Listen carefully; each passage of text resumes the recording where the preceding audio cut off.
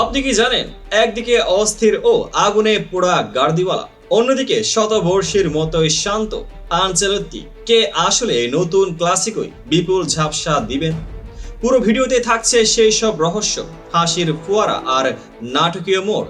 ভিডিওটি শেষ পর্যন্ত না দেখলে হয়তো আপনি মিস করে ফেলবেন ফুটবলের ইতিহাসের এক নতুন অধ্যায়।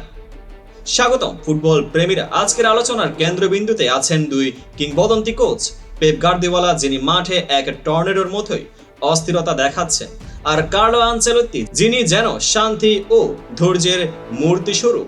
আজকের ভিডিওতে আমরা সেই বিপরীতমুখী ব্যক্তিত্ব, তাদের সাম্প্রতিক কর্মফল আর ইউরোপের মঞ্চে উঠে আসা এই দ্বন্দ্বের দুঃসাহসী কাহিনী নিয়ে বিশদ আলোচনা করব। চলুন শুরু করা যাক।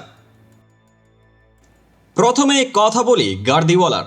জানেন তো, আমাদের পেপ একদিকে ডাক আউটে টর্নেডোর মতোই ছুটছেন, শিষ্যদের আঙ্গুলের ইশারায় কঠোর নির্দেশনা, আর যখন কিছু মিলে না, মাথা কুটেই মরার মতোই দৃশ্য। এমন অবস্থা দেখে মনে হয় মাঠে তিনি শুধুই ট্যাকটিক্যাল পরিকল্পনাই নয়, আবেগ নিয়ন্ত্রণে ও একটু স্থিতিশীলতা আনার চেষ্টা করছেন। গত কয়েক মৌসুমে ম্যানচেস্টার সিটি ইউরোপের শীর্ষে থাকতে চেয়েছিল, তবে এখন তাদের ছন্দ ভেঙে পড়েছে। টানা ব্যর্থতা, পরিকল্পনার খাপ ছাড়া হওয়া, এসবই তার বর্তমান সংকটের চিহ্ন। এমন অবস্থায় যখন দলের সামগ্রিক ফর্মে সংকট দেখা দিচ্ছে, তখন কি গার্দিওয়ালা তার অভিজাত স্টাইল ও পূর্বের জাদু আবার ফিরিয়ে আনতে পারবেন? ভাবুন তো, একদিকে গার্দিওয়ালা শিষ্যদের নির্দেশনা দিতে দিতেই হয়তো নিজেই হারিয়ে যাচ্ছেন, একদম ডাক আউটে ছুটে বেড়াচ্ছেন যেন কোনো হারিয়ে যাওয়া জাদুর খোঁজে। এখন আসি অপর পাশে, শান্তির প্রতিমূর্তি কার্লো আনচেলত্তি। তার স্টাইল একেবারে অন্যরকম। সাইড লাইনে কখনোই আবেগের ঢেউ দেখতে পান না, মুখে চুইংগাম রেখে শীতল হাওয়ার মতোই নীরব চিন্তিত। এমনই তার অবস্থা। আনচেলত্তির এই নির্লিপ্ত আচরণ শুধু তার ব্যক্তিত্বেরই না, বরং তার ফুটবল দর্শনের প্রতিফলন।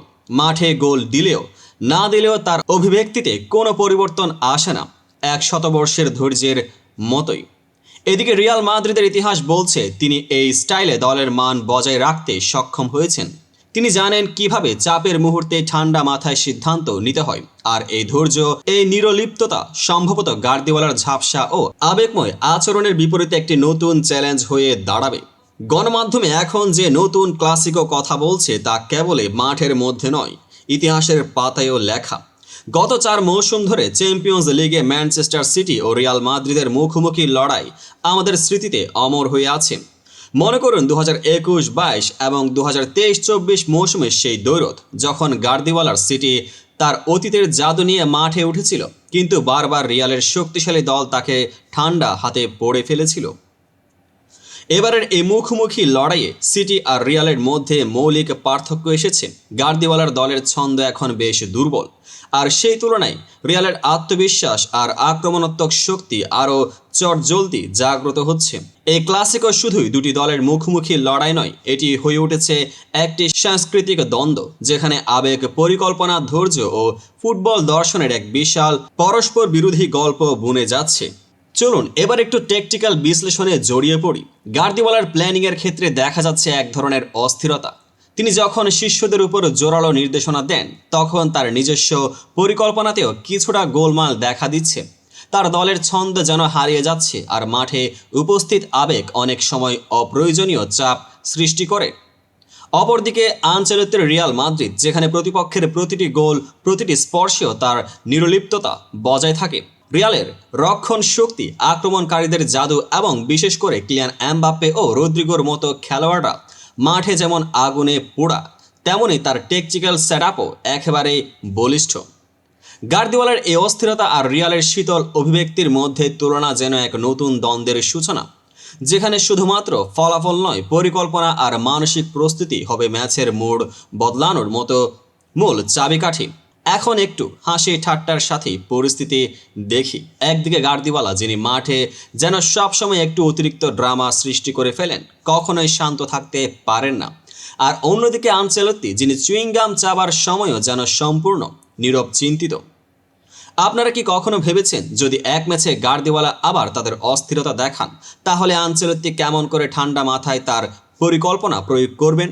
বলুন তো, একদিকের ডাগ আউট গাইছে আর অন্যদিকে শান্ত ঠিকঠাক চুইংগাম চাবেন। কে হয়ে উঠবে ম্যাচের আসল মাস্টারমাইন্ড? তবে প্রশ্নটি হলো, এই নতুন ক্লাসিকো গার্দিওলা কি আনচেলত্তির নিরলিপ্ত ধৈর্যের সামনে একবারে ডুবাবেন? বর্তমানে মৌসুম সিটির হতাশজনক ফলাফল, পরিকল্পনার ঘাটতি আর ধারাবাহিকতার ব্যর্থতা স্পষ্ট ইঙ্গিত দিচ্ছে যে তাদের উপর চাপ বেড়ে যাচ্ছে। আনচেলত্তির রিয়াল, যার আক্রমণ আর রক্ষণ দিগন্তে এক অনন্য মিল রয়েছে, সম্ভবত এই দ্বন্দ্বে বাড়তি আত্মবিশ্বাস নিয়ে উঠতে পারে। তবে ফুটবল কখনোই সহজ খেলা নয়। গার্দিওলার সেই অভিজ্ঞতা, তার পূর্বের জাদু, সবই তাকে আবার ফিরে আসার জন্য প্রেরণা দিতে পারে। তাই এই ম্যাচে দ্বন্দ্ব শুধু মাঠে নয়, মানসিক প্রস্তুতি ও পরিকল্পনার পরিমাপে নির্ধারিত হবে। প্রিয় দর্শকবৃন্দ, আজকের এই বিশ্লেষণে থেকে স্পষ্ট, গার্দিওলা ও আনচেলত্তির মধ্যকার দ্বন্দ্ব শুধুমাত্র দুই কোচের টেকটিক্যাল পার্থক্য নয়, বরং ফুটবলের গভীরে দর্শন, আবেগ, ধৈর্য ও পরিকল্পনার এক মহাকাব্যিক গল্প। আপনারা কি মনে করেন, এই নতুন ক্লাসিকোয় গার্দিওলার সেই অস্থিরতা কি আনচেলত্তির শীতল ধৈর্যের সামনে পড়বে, নাকি গার্দিওলা আবার তার অতীতের জাদু ফিরিয়ে নিয়ে আসতে পারবেন? কমেন্ট সেকশনে আপনার মূল্যবান মতামত জানাতে ভুলবেন না। ভিডিওটি যদি পছন্দ হয় তাহলে লাইক, শেয়ার ও সাবস্ক্রাইব করতে মনে রাখবেন। পেজটিকে ফলো করুন, কারণ ফুটবলের এই মহাকাব্যিক দ্বন্দ্বে আপনারাও অংশীদার। এই ছিল আমাদের আজকের বিশ্লেষণ, যেখানে হাসি, নাটক, তুলনা ও গভীর ইনসাইটের মাধ্যমে তুলে ধরা হলো দুই কিংবদন্তি কোচের গল্প। পরবর্তী ম্যাচে আবার দেখব কে হয়ে উঠবে মাঠের আসল মাস্টারমাইন্ড।